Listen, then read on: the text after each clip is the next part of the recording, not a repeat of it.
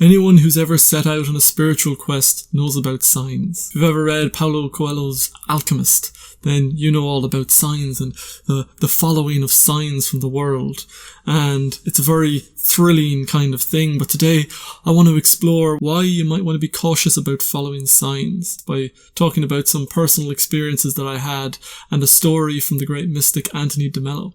That's what we're going to be exploring on today's episode of The Living Philosophy. When I first went to Australia 6 or 7 years ago, I was obsessed with lucid dreaming. I was so fascinated by it.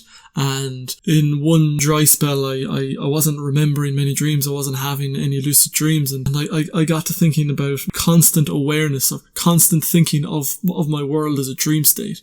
And so I would go around during the day and I would interpret everything that happened as if it was a dream, as if it was symbolical happenings within a dream. And it provided a lot of entertaining kind of engagement stuff. And slowly but surely, though, it kind of, the seed sprouted in my mind of like, okay, this is a dream. These are signs that are happening to me. And so began a quest of following signs. And it ended about, I guess, 6 months later. And as many such spiritual stories do, I was in the basement of a casino. I'd taken all of my money out of the bank. It wasn't much at this point. I was running down to the end of my backpacker's supply. I took all the money I had left. I went over to this roulette wheel with my 2 friends with me, and I stuck all my money down on black. And later, looking back, you think, it's not the most spiritual thing to do. How did I end up here? But it was very instructive for me. It was a very good lesson because I'd followed these little signs to get there. And as I've covered in previous videos, I've got this inner conflict within me between a complete skeptic and a complete open, far out there kind of thinker. And they've got this constant kind of like tug of war. Sometimes one of them is more on top and sometimes the other. But as someone who's obsessed with living their philosophy, as this thing started to grow in me, I couldn't help but live my life according to it and throwing myself fully into it. And so I followed these scraps of signs, and I won't go into them all now because it would be too long of a story. But ultimately I ended up in this casino with all my money on a roulette table, and everything that I had was on black. And it seemed to take an inordinate amount of time for the lady to spin the wheel, for the things to start moving. And when it came up, red 5 and I lost all my money, and I was relieved in some ways because the amount of money I would have won would have been quite insubstantial. But it's the thing that drove me there was it was a line from a poem. I had some signs around this poem, If, by Rudyard Kipling, and there's this one stanza in it that goes, if you can make one heap of all your winnings and risk it all in one turn of pitch and toss and lose and start again at your beginnings and never breathe a word about your loss. And the whole poem builds up to this thing of the final stanza being, the crescendo being, if you can walk with crowds and keep your virtue, or talk with kings nor lose the common touch, neither foes nor loving friends can hurt you, if all men count with you, but none too much. If you can fill the unforgiving minute with 60 seconds worth of distance run, yours shall be the earth and everything that is in it. And, what is more, you'll be a man, my son. And it was a poem that I think it was the first ever poem I learned off for myself, and really powerful, inspiring kind of poem for a young man to have in his mind. And that's kind of what drove me there. Now, obviously, I'm talking about my losses a lot, so I'm not living out that poem that well anymore. But that was kind of the thing. I was like, I wanted to see what it was like. Can I make one heap of all my winnings and risk it all in one turn of pitch and toss? And so I did it.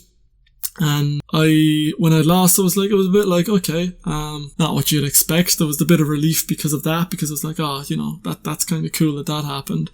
And it was only a month later I was on Fraser Island and with another couple of friends, and I was looking through the Dream Dictionary, Dream Moods, which for anybody who's into dream interpretation, it's just a fantastic, some dream dictionaries are just so crazy stuff, like, if your hand is itchy, you're gonna win money, that kind of stuff. And I got no real time for that kind of stuff, but the dream moods can be quite good for a starting point with dream interpretation, because it gives you good, solid, symbolical kind of answers.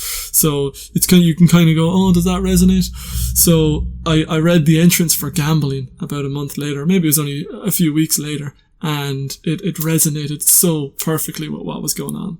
To dream that you are gambling suggests that you are too impulsive and relying too much on fate. You are not taking responsibility for your own decisions or actions. And so that's the message I got. And so if I continue my approach of interpreting real life as a dream, well then, this act of me gambling is actually, it's a sign to not follow signs. It's a sign that I was relying too much on signs and I need to rely more on myself. So it's I love that because it's so ridiculous in some way, you know, but it's hilarious. It's like something out of a dream or something out of a story. So I found that so funny, and it kind of moved me past all the following signs thing. I still do love a good synchronicity, don't get me wrong, but it's the thing of living your life by signs.